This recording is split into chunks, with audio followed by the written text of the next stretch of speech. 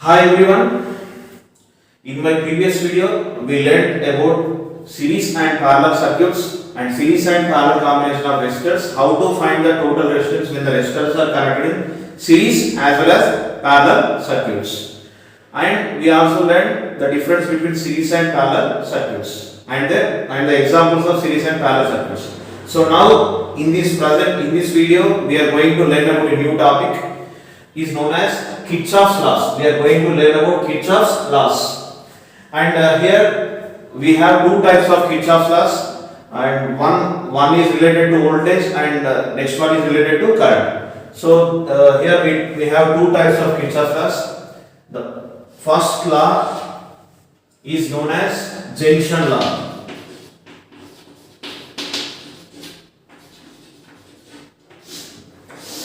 First law is known as junction law, and second law is known as Loops law. So we have two types of Kirchhoff's laws. So one is junction law and next one is Loops law. And this junction law is also known as Kirchhoff's current law. So it is also known as Kirchhoff's current law. And this one is completely based on voltage. That's why it is known as Kirchhoff's voltage law.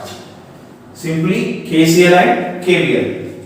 And here first we will discuss about first we will discuss completely about junction law. Afterwards we are going to learn about junction law. So first we will see junction law. So first of all, before going to know about the junction law, you need to know what is meant by junction.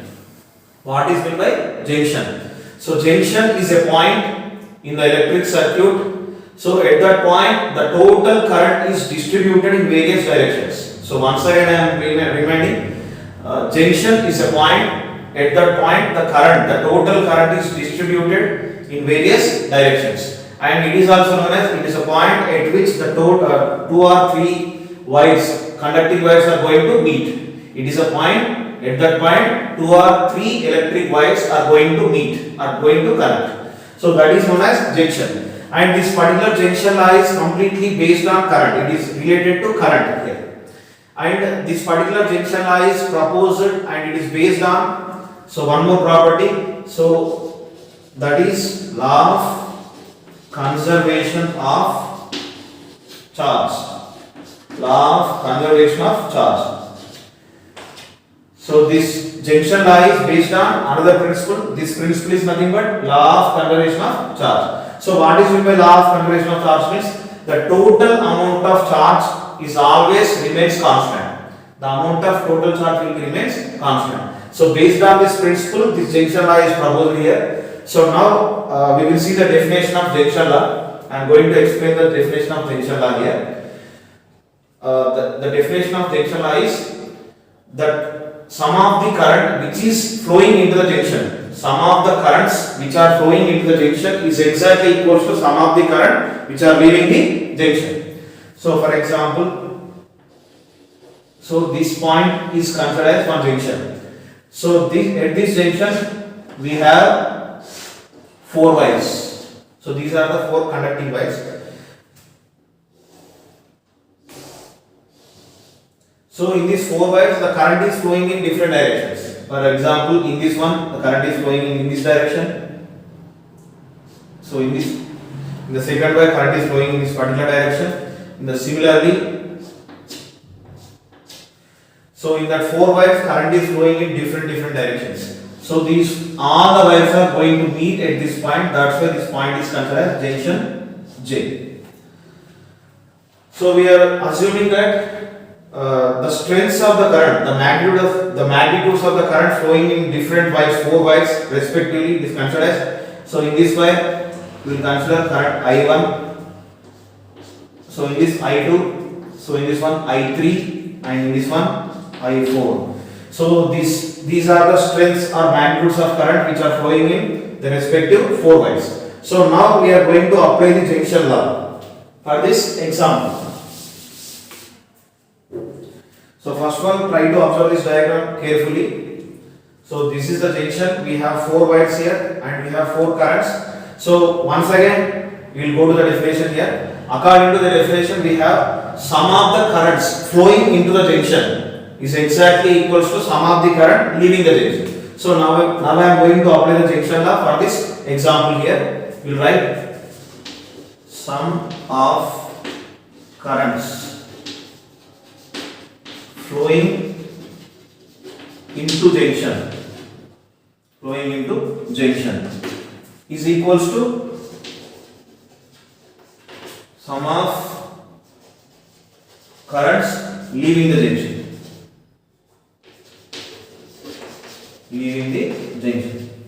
Right. So that is the statement according to the junction law. So now we will apply the junction law for this example here. Right. So from this diagram it is clearly known that I1, current I1 is flowing into the junction. We have to observe the arrow mark. According to the arrow mark we should apply the formula. So this arrow mark is towards the junction. So I1, current I1 is flowing into the junction. So we have to write I1 in LHS side. I1. And again, if we consider I2, it is flowing, it is leaving the junction. I3 also leaving the junction. But I4, I4 current is moving towards the junction. So that's why I1 plus I4. These two currents are flowing into the junction. So that's why we are writing on LHS side. And if we consider I2 and I3, these both the currents are leaving the junction. So we can write RHS side I2 plus I3. Simply in this way we can apply the junction law for any example. So this is nothing but junction law. I explained the junction law with one example. Junction law is very simple. So now we are going to discuss one more example here. In your annual exams, questions are like this here, based on the junction law. We will consider example 2 here. So I am going to draw one more junction. So in this junction we have 5 wires, and here the directions of the current I am going to draw here.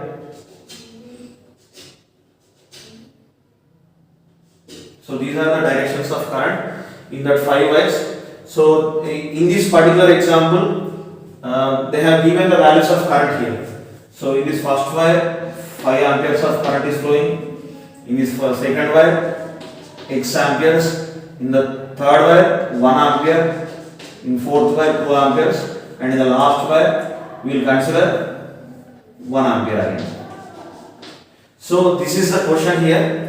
From this diagram, they are going to ask, find the value of X. We should find the value of X. So here 5 wires are there, but they have given only 4 currents. We should find the amount of current flowing in this particular wire. So now we should find the value of current which is flowing in this particular wire. It is not given here. So according to the junction law, we can apply the junction law here. Now according to the junction law. So what is the statement here? Sum of the currents flowing into the junction equal to sum of the currents leaving the junction. Again we need to substitute the values here. First of all, we should when we are going to solve this kind of problem, first we should notice the arrow marks, direction of arrow marks carefully. Then only you can solve the problem without any mistake. First, so if we consider this one, it is flowing into the junction. So that means 5 plus it is also flowing into the junction. So value is not given. X we have to write here, and it is leaving the junction. It is also leaving the junction. Again it is flowing into the junction. So that means LHS side is completed. So these are the sum of the current which are flowing into the junction. So now we should consider leaving the junction, the currents which are leaving the junction. So this one is completed. This one is completed again. So this current is leaving the junction. That's why 1 ampere plus, and this current is also leaving the junction, 2 amperes. So total 5 currents are in here, 1, 2, 3, 4, 5. Everything is completed. We substituted the values according to the direction of flow of current here. So here now we need to solve that. So here 5 plus 1, 6 plus x, and RHS side 1 plus 2, 3. So now the x will go to that side, it becomes minus here, 3 minus 6. So x equals to, what we will get? minus 3 amperes. So the value of X, the remaining current is nothing but X value is minus 3 amperes. So here we are getting negative symbol. So negative symbol is only for the sake of direction, opposite direction. So but the magnitude of current is always positive. So we can write X equal to 3 amperes. So in this way we have to solve the problems regarding the junction law. So this is the complete information about the junction law and its definition and how to solve the problems based on the junction law. And now we are going to discuss about the second law. So the second law is known as Kirchhoff's voltage law. It is also known as KVL. So now I am going to explain the second law. So now we will see.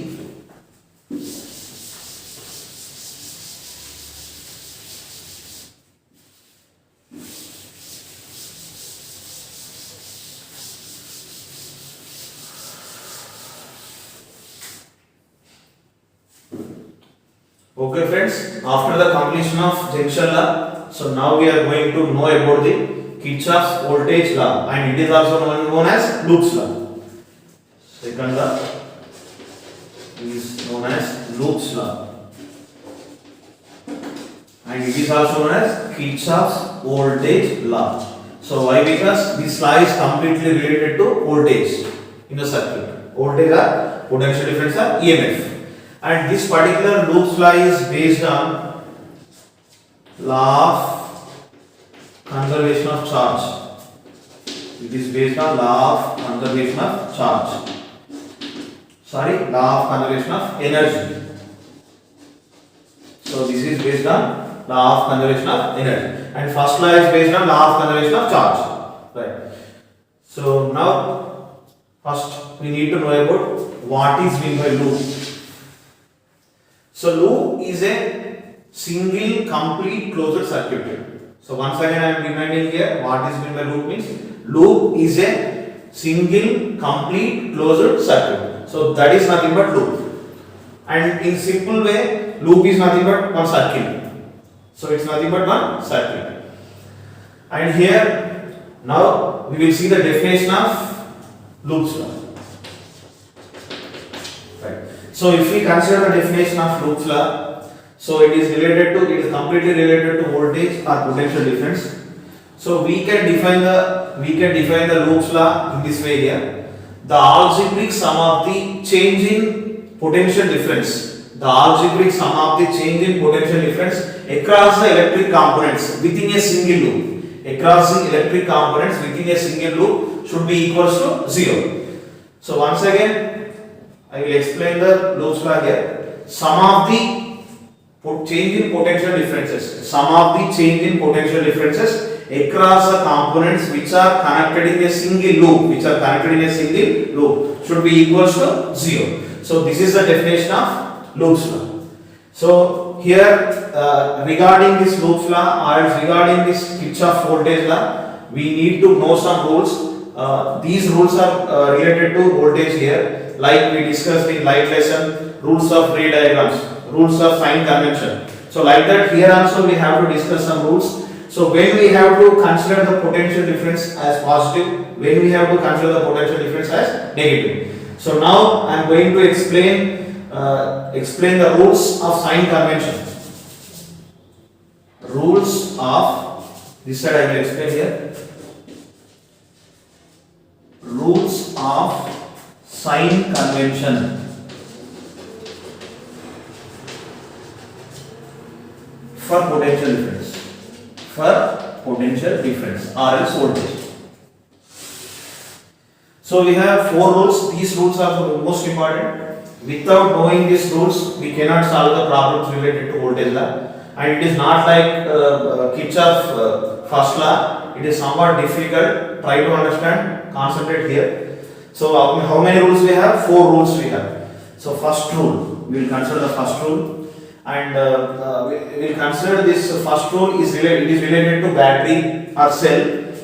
First, so this is the cell. You know that one very well. The potential difference or EMF across the cell is considered as negative. So when we are moving from positive terminal to negative terminal, so like this. So inside the electric circuit, if we are moving from positive to negative terminal of the battery, so then the potential difference of this battery is considered as negative, and we can also consider higher potential to lower potential. So when we move from higher potential to lower potential regarding the battery, the potential difference of the battery V is considered as negative. V is considered as negative. V becomes negative. And next, second rule. Second rule is very easy. Quite opposite is the first rule here. Again, we will see the second rule here.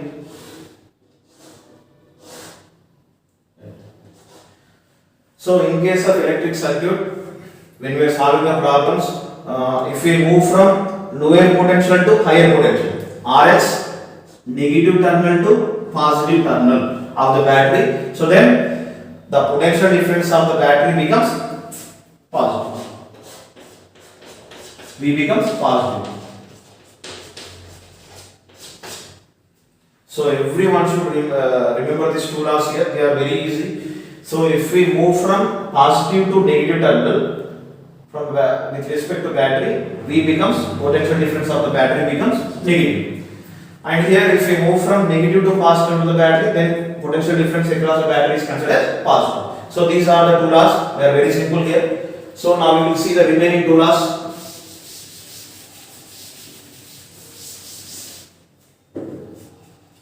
So third law, and these remaining two laws are related to resistors.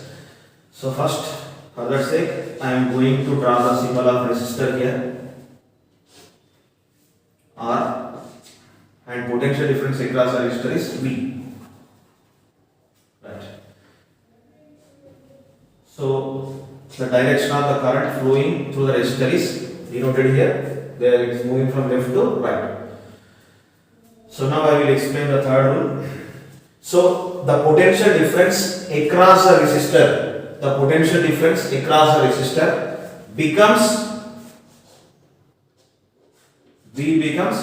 negative when we move along the direction of the flow of current, with respect to the resistor. So that means, right. So if you observe the diagram clearly here, in this resistor current is flowing from left to right, and at the same time we are also moving along the direction of current. We are also moving from left to right. In this case, in this particular situation, the potential difference across this resistor becomes negative. Once again I am reminding here, in case of resistor, the potential difference across the resistor becomes negative. So when the potential difference becomes negative, if we move along the direction of flow of current, if we are moving along the direction of flow of current with respect to the resistance, then the potential difference across the resistor becomes negative. So this becomes negative. Right, last one, it is also similarly, it is quite opposite to the third one. Again, I will consider the diagram of resistor, and the potential difference of resistor is V here, and the direction of the current flowing inside the resistor is left to right. But here we are moving from right to left. Just you try to observe these arrow marks, they are in opposite direction. So in this case, potential difference across this particular resistor becomes positive. It becomes positive. So this is the last rule of sign convention regarding the potential difference of Kirchhoff's voltage law. We will see these remaining two laws now once again. These are all very, very important laws. Don't confuse at all. The potential difference across the resistor becomes negative if we move along the direction of the current. The potential difference becomes negative. So if we move opposite to the direction of the flow of current, we are moving in this direction, but current is moving left to right. So if we move opposite to the direction of the flow of current, the potential difference across the resistor becomes positive. So these are the four rules. With the help of these four rules, we have to solve the problems regarding the loops law. These four rules are very very important. Try to remember. Without these rules, we are unable to solve the problems. These are the basics of voltage law. Try to remind permanently. Okay, friends. Now I am going to explain the examples or its numerical problems regarding the voltage law or its loops law. So these problems are most important and these problems are helpful even in intermediate exams also. So try to remember how to solve the problems. So first we'll consider example 1 here. So this is the example 1, and in this particular circuit diagram we will consider the loop. From the loop we will consider from A, B, C, D, E, A. So in this way we will consider the loop. First we are starting from A. Again we have to move in any direction, clockwise or anti-clockwise direction. As you wish here, you can choose any one direction. And again we are starting from A anyway. Again we should come to A. So that is one loop. From where we are going to start the loop, again we should come to end at that loop only. So we are starting from A, again we have to end with A. So that is nothing but loop here. I will consider clockwise direction here. So the loop becomes A, B, C. From the loop A, B, C, again we have D, E, A, B, C, D, E, A. So once you see the direction here, we are starting with A, again ending with A. So this is nothing but loop. Simple one circle here. So now, this loop consisting some electric components. So this is the cell or battery, you know that very well, and these are the resistors. That's it, simple. And here the resistance of this resistor is considered as R1 and this one is considered as R2. These are the resistors of the two resistors, and the potential difference of the cell is given as V1. So now we should apply the junction law. We are beginning with I am beginning from A here. Just listen with concentration. From first we will consider from A to B. From A to B. A to B we will consider. So A to B we have only one component. So this component is nothing but cell. Already we know that in case of cell, if we move from positive to negative terminal, so what is the sign? Sign becomes, we are moving from negative or positive to negative, higher potential to lower potential. So potential is going to decrease, high to low. So we have to consider the sign as minus. So potential difference across this cell becomes minus. Again, what is the potential difference here? V1 minus V1. That's it. So A to B is completed now. So one is completed. Next we have to consider from B to C. Only we should consider B to C. No confusion at all here. So we are moving from B to C. So this is the direction of our movement. B to C we are moving. So what is the direction of current here? Flow of current. So it is moving opposite direction. Current is flowing opposite direction with respect to us. So opposite direction. So again first we will write from B to C. So opposite direction means what? When we are moving opposite to the direction of flow of current, potential difference becomes positive. First we will write positive sign. Sign is important. Afterwards we can write anything. Right, potential difference. According to the Ohm's law, potential difference V equal to Ri. We have to use this principle regarding the potential difference across the resistor. V equal to Ri, we know that one. So what is the resistance of this resistor? R1.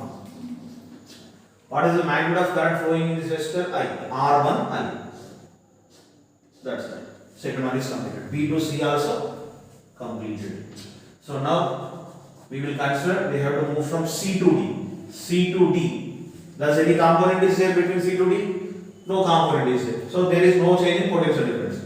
We don't need to consider C to D. Next, finally we are coming from, we have to move from D to E. Only D to E.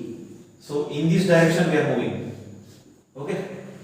Arrow marks. First of all we have to draw the arrow mark. We get the clarity here. No confusion is there. We are moving from D to E, but the current is flowing opposite with respect to us. So first I will write D to E. D to E.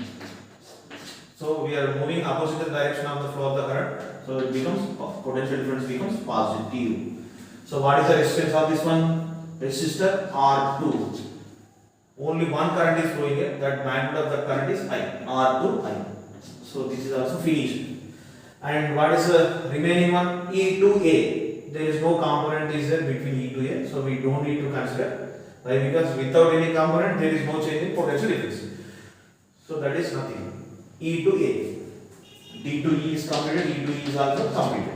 So now what we need to do here, we need to add all these things here. Why? Because we are considering the loop A, B, C, D, E, A. First A to B. What is the value here? Minus V1. Right. Again, so B to C plus R1I. Right. And the remaining one, there is no component, we don't need to consider. And the last one is nothing but D to E. So it becomes plus R to I. So E to A, there is no component, so we don't need to consider that one. So what is, again we need to apply the principle here. What is the principle? What is the loop law here? Sum of the change in potential difference across the components within single loop is equals to 0. So this is the total sum of the change in potential difference across the component. So it becomes 0. So this is the solution of first example based on Loops law. So in this way we have to solve the problems. Okay, all of you understand this one? Now we will go to the second example here. So in second example we will consider two loops. First I will consider loop 1 as, so what we will consider loop 1? We will consider this one, A, B, D, C, A. I am going to start from A here. Again I am moving in clockwise direction.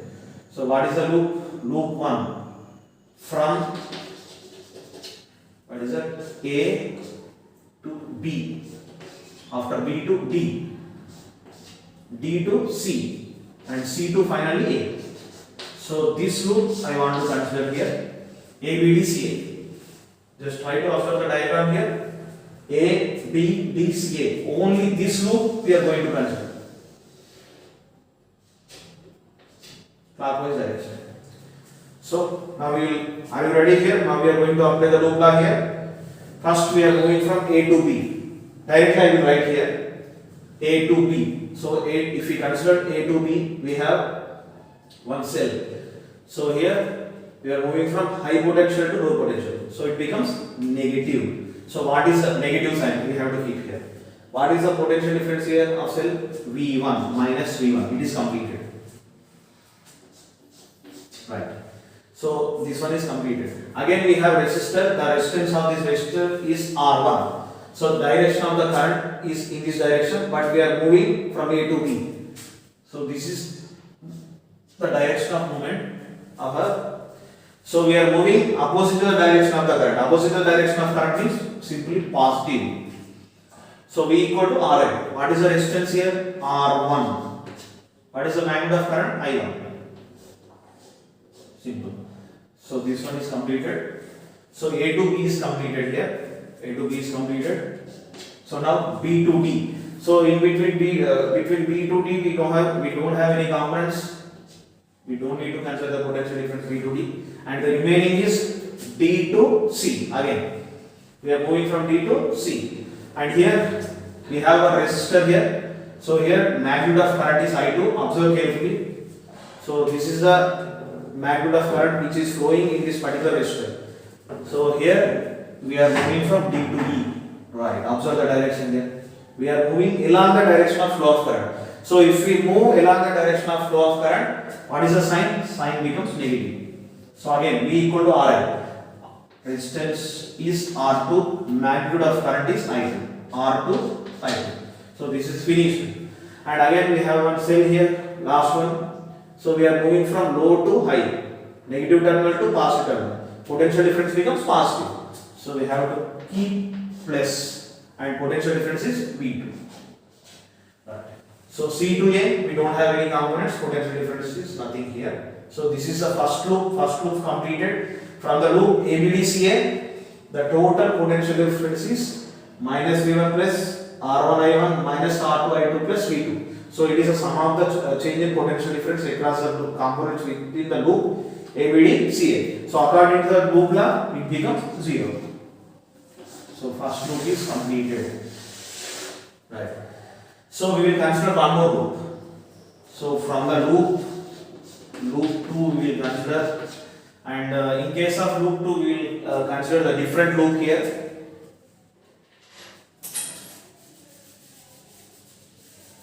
We will consider overall loop, total loop we will consider. So that means I will take from the loop, this time we will consider anti-clockwise direction. Okay, so this loop is nothing but A, C, E, F.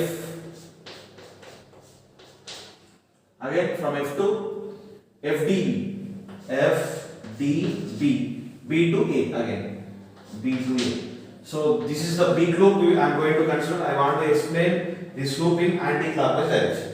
Why? Because something different you need to learn. Okay. Right. First we are beginning from A. We are starting from A here. A to C. There is no component. So there is no potential difference. C to E. Here also there is no component is there. So we don't need to consider this one. From overall here A to E is nothing. This is finished. A to E is, there is no change in potential difference. So again we are moving from E to F. So here we have to move from E to F. E to F. So in case of in between E to F we have only one resistor. Its resistance is R3. The strength of the current is I1 plus I2. You should remember this one. Try to observe carefully here. So your magnitude of current is I1 plus I2. We are moving from E to F. And current also moving in the same direction from E to F. So we are moving along the direction of current. So sign becomes minus. So again we have to apply the Ohm's law here. V equal to Ri. So what is the resistance here? R3. Of what is the magnitude of current? It is the sum of I1 plus I2. Minus R3 of I1 plus I2. So this one is completed. Up to F completed. E to F completed. And remaining one is F to D. There is no component. D to B. Here also there is no component. So it is also completed. And last step is B to A. This is what we should consider here. We are moving from B to A. So we have one resistor. Its resistance is R1. Again the direction of the current you consider here. Direction of the current is same with respect to us. So we are moving along the direction of the current. So sign becomes minus. First you should write the sign. And here resistance is R1. So what is the magnitude of current flowing through this R1 here? I1. So R1 I1 minus R1 I1. So that is finished. And next component, last component is nothing but this cell. What is the potential difference here? V1. We are moving from B to A. So that's why we are moving from negative to positive. Negative to positive means what? Sign becomes positive. So what is the potential difference here? V1. So again we come to A. So total loop is completed. Big loop is completed. So sum of the change in potential difference becomes how much here? 0 according to the loop. So in this way we have to solve the problem here. And from this second loop, when I am solving this second loop, we have one doubt I think. So what is the doubt here? What is your doubt? Why we are not considering this 2? So many of you having this doubt here. So why we don't need to consider this 2 components inside the loop. Why? Because what I have considered here, I considered ACE, FDB, A. Only that loop, only that components, only we should consider. So why? Because in this particular loop, these components are not there. They are not directly involved. So that's why we don't need to consider this particular second cell B2 and this particular resistor R2. So that's why we are not considering those 2 components which are inside the loop here. Only these components we should consider. So that is the explanation for your doubt here. And these are the 2 examples which are related to the loop law. And and I want to explain third example for the loop law. And it is very important for your annual point of view. And it is lengthy one. I will explain the third example. Okay friends, this is the third example of Loops law here. This particular circuit diagram, from this circuit diagram we need to find the magnitude of current. So that means we should find the value of I1 plus I2. So that is nothing but total current I. So this particular circuit diagram consisting two cells of EMF 12 volts and 5 volts, three resistors of resistance 4 ohms, 3 ohms, 5 ohms. So first of all, to find the total current from the circuit, we are going to divide this total loop into two parts. This is the first loop. This is considered as first loop, and this one is considered as second loop. We need to apply the junction law for these two loops individually, and we get two equations. By solving the two equations, we get the total current. So first we will consider the first loop here. From the loop, we will consider this loop here, D A B C D. From the loop D A B C D. So we will consider this loop here from the loop D A B C D. First, what do we have here? We have a resistor. First, we will consider from D to A. D to A. So here we have one resistor of 3 ohms and total current is I1 plus I2. So from this loop, we are moving from D to A. We are moving along the direction of the flow of current. We are moving along the direction. So that means it becomes negative. Minus of I1 plus I2 into 3 ohms. So this is completed. We are moving from, again with respect to that, we are moving from low potential to higher potential. Low to high means it becomes positive. Plus 12 ohms. So D to A is completed here. Remaining part is A to B. We don't have any components. It is also completed. And we have to consider B to C. Remaining one is B to C. We are moving from higher potential to lower potential. So it becomes minus. And it is also completed. So now we will consider this resistor. So we are moving in this direction. Current is also flowing in the same direction. That means it becomes minus. And here resistance is 2, current, the magnitude of current is I1. So it becomes 2I1. So that is equals to 0. So this is the total potential difference from the first loop. Here we need to solve this. First we are going to solve this example here. Minus 3I1. By simplifying this equation, we get like this here. Minus 3I2 plus 12 minus 5. We get plus 7. So it is completed. Minus 2I1 equals to 0. By solving in one more step here, minus 3I1 is there, minus 2I1 is there. Minus into minus plus, it becomes minus 5I1 minus 3I2 plus 7 equals to 0. So this is equation 1. This is considered as equation 1. So now we have to consider the second loop. From the loop, what we need to consider here? DAF. From the loop, DAF ED. DAF ED. So first we will consider from D to A. So again it is already repeated. D to A, we know that one. Minus 3 of I1 plus I2. Low to high. So it becomes the same way here. Low to high means what we get here? Plus 12. Up to here completed here. A to F we have no components. So final one is F to E. So we are moving in this direction. So current also flowing in the same direction. So it becomes minus. Minus resistance is 4 ohms and current is I2. This is the current. Minus 4 I2. So equals to 0 from this second one. And here by simplifying this equation here, minus 3I1 minus into plus minus 3I2 plus 12 minus 4I2. So then if we simplify this equation again here, I1 terms are there, minus 3I1. So here minus and minus becomes plus. Minus 7 I2 plus 12 equal to 0. So this is equation 2. So now we need to solve these two equations. From equations 1, 2. We can write here equation 1 is minus 5I1 minus 3I2 plus 7 equals to 0. What is the equation 2? Minus 3I1 minus 7I2 plus 12 equals to 0. So now we need to solve this equation here. So here 3 is there, 5 is there, 7 is there, 3 is there.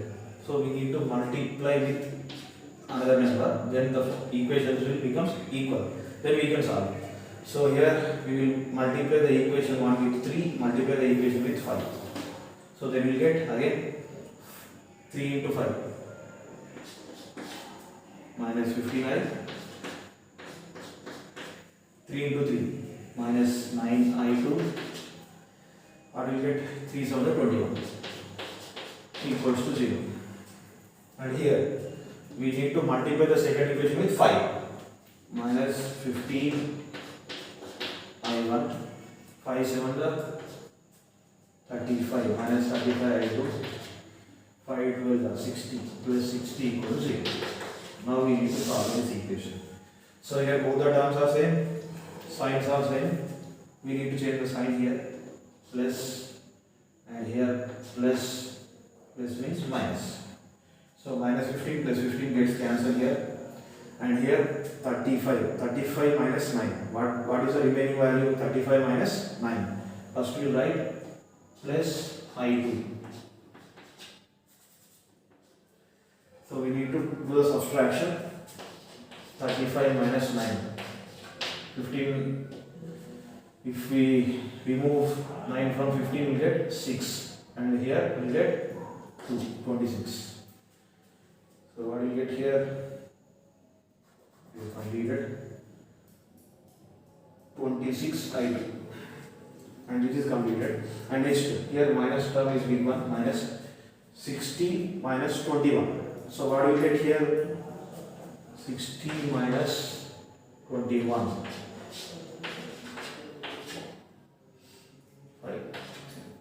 39 equals to 0. So here we will get the value of I2. So if we go to the right side, it becomes positive. I2 equals to 39 by 26. We will consider division between 39 by 26. It becomes 1.5 amperes. And finally we got I2 equals to 1.5.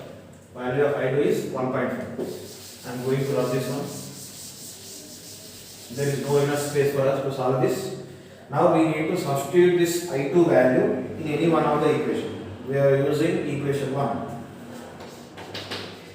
From 1, what is the equation 1 here? Minus 5 I1 minus 3 I2 plus 7 equal to 0. So now minus 5 I1 minus 3 I2 value how much? 1.5 plus 7 equals to 0. So here minus 5 I1 3 into 1.5 minus 4.5 plus 7 equal to 0. So minus 5 I1 minus, so 7 minus 4.5. So we get equals to 0. So then overall what we get? Minus 5 I1 equals to, if we go to that side, positive symbol here. If we go to that side, it becomes negative, minus 2.5. Minus gets cancelled, and finally we get I1 equal to 2.5 by 5. 2.5 on the 2. So we get I1 equal to 1 by 2. It's nothing but 0.5 amperes. So finally we got I2 equal to 1.5. I1 equal to 0.5. So now we need to find out total current. So total current is nothing but sum of the currents of I1 plus I2. So total current, here I will write here, total current I equals to I1 plus I2.